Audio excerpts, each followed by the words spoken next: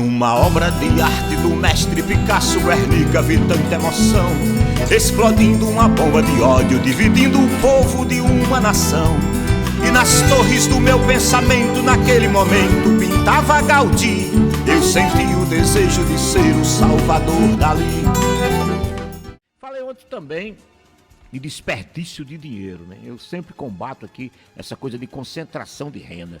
Gente com dinheiro demais, muitas vezes ganhou esse dinheiro mole, ganhou especulando, emprestando dinheiro a juros, ou capturando tanto os empreendedores do mundo quanto os trabalhadores dentro daquelas teias do mercado financeiro, do financiamento até dos governos, das obras públicas. Tem muita maneira de se ganhar dinheiro mole, né? E se ganhar muito, e são essas famílias que mandam no mundo. É uma pequena quantidade. No universo de 8 bilhões de seres humanos, a gente não chega nem a 2 mil famílias que têm o dinheiro do mundo todinho nas mãos. E os caras agora estão brincando com dinheiro, né? Em plena pandemia, a gente tem 11% da humanidade que passa fome, que dá mais de 800 milhões de pessoas. Todo dia essas pessoas no mundo inteiro acordam com fome. O Brasil também está dentro dessa proporção.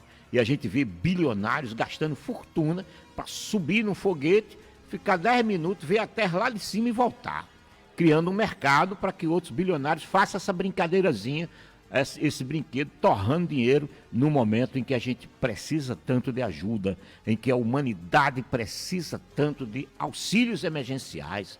As camadas mais pobres do mundo estão sofrendo muito nessa pandemia. No nosso país nem se fala. Rio de Janeiro, nós temos um dos maiores índices de mortalidade da Covid, que é quase 6% de pessoas que têm a doença morrem aqui no nosso estado.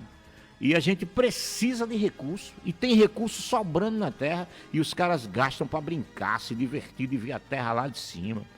Então, a gente faz aqui, meu livro, ó, Sociedade Planetária Mundo Natural, é um livro que eu sempre, todos os dias eu falo um pouquinho desse livro para que você adquira o seu.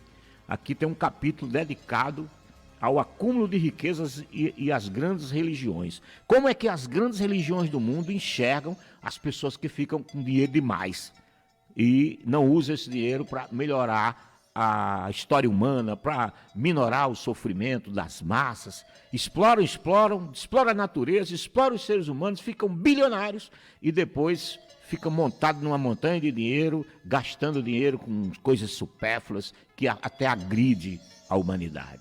Então, acúmulo de riqueza e as grandes religiões. Leia aqui este capítulo na página 52 do livro Sociedade Planetária Mundo Natural, que custa R$50. Você liga para mim, 21 Código do Rio, 996138938 e adquire o seu. Vamos lá. Acúmulo de riquezas e as grandes religiões. O judaísmo, o cristianismo e o islamismo e outras grandes religiões da Terra tratam nas suas essências dessa questão. Vejamos um pouco deste tratamento e desta abordagem em alguns livros sagrados, como a Bíblia Sagrada, por exemplo, em Provérbios 28, 8, nos versículos 16, 20 e 22, diz o seguinte: quem aumenta seus bens por meio de juros escorchantes, ajunta para outra pessoa que será bondosa para com os necessitados. O príncipe falto de entendimento é também um grande opressor, mas o que odeia a avareza prolongará seus dias. O homem fiel será coberto de bênçãos, mas o que se apressa a enriquecer não ficará impune.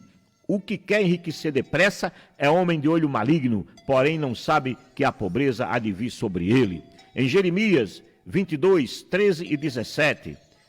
Ai daquele que constrói seu palácio usando de corrupção em meios ilícitos, que força seu próximo a trabalhar sem qualquer retribuição, tampouco lhe paga o justo salário, mas os teus olhos e o teu coração não atentam senão para a tua ganância e para derramar sangue inocente e para praticar a opressão e a violência. Jeremias 5, 27 e 28.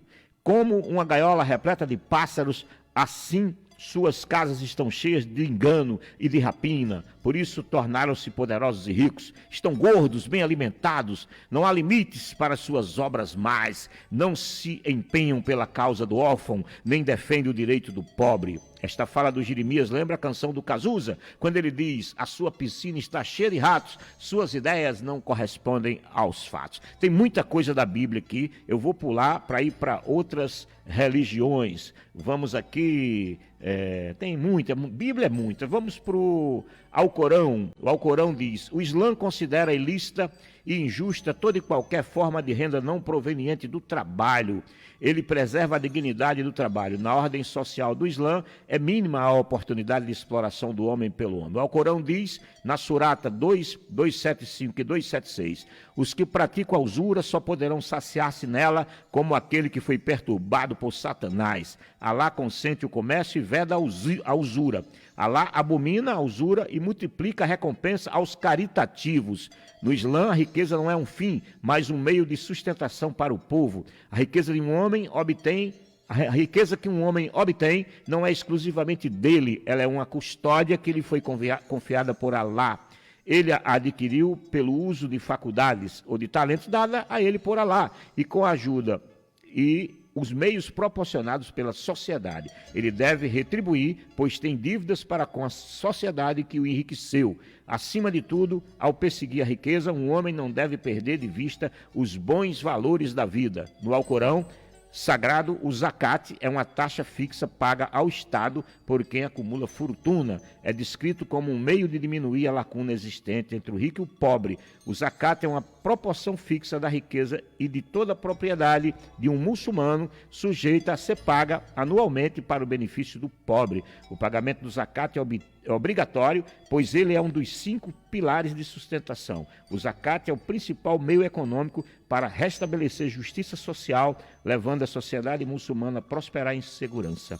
Não é um imposto arrecadado por um governo, nem uma contribuição voluntária de caridade, é um mandamento de Alá. Alcorão Sagrado, Surata 30, versículo 39 e 41. Quando emprestardes algo com usura, para que vos aumente em bens as expensas dos bens alheios, não aumentará perante Alá. Contudo, o que derdes em zakat, anelando contemplar o rosto de Alá, ser-vos-á aumentado. A corrupção surgiu na terra e no mar por causa daqueles que têm as mãos que buscam somente o lucro, e Alá os fará provar algo que cometeram, quiçá assim se abstenham disso. A usura, a agiotagem, o rentismo canaliza a riqueza dos pobres para os ricos, enquanto o zakat faz o contrário. Maomé disse: Alá amaldiçoou aquele que cobra juros, aquele que os paga, aquele que redige o contrato e aquele que testemunha a transação. O capitalismo é um sistema completamente envolvido com a usura, com o rentismo. Os juros e os lucros exorbitantes são a base do capitalismo moderno. Na Terra existem hoje 3 humanidades: os detentores das riquezas, os detentores das técnicas, dos conhecimentos e dos saberes, e tem os outros. Os outros são a maioria que forma a humanidade completamente dominada por quem está com muito dinheiro acumulado. Está aqui, tem muita coisa na Bíblia. Eu vou ler mais um, pulei um pouquinho, vou ler só mais um da Bíblia. Ezequiel, capítulo 20, versículo 12 e 13. No teu meio há também quem aceite pagamento para derramar sangue. Tu recebes juros e praticas todo tipo de extorsão contra o próximo e contra teus irmãos e ainda os oprime humilhantemente. No entanto, esqueceste de mim. Eu sou Jeová, mas você me verá bater as minhas mãos uma na outra contra os ganhos injustos que você obteve e contra o sangue que você derramou. Em Mateus você lê também 5, de 1 a 11. É Jesus no Sermão da Montanha. Leia isso aí e você vai se enriquecer e vai aprender muita coisa sobre tudo o que acontece com a gente quando a gente se deixa explorar achando que isso faz parte da vida na Terra. Está na hora da gente tomar muita consciência de que é preciso que a humanidade se organize de baixo para cima, para a gente criar uma sociedade justa, onde quem trabalha merece ganhar bem e aonde quem produz merece ganhar bem e quem financia tudo isso tem que ganhar também, mas não ficar com a parte do leão, tá bom? O Salvador daqui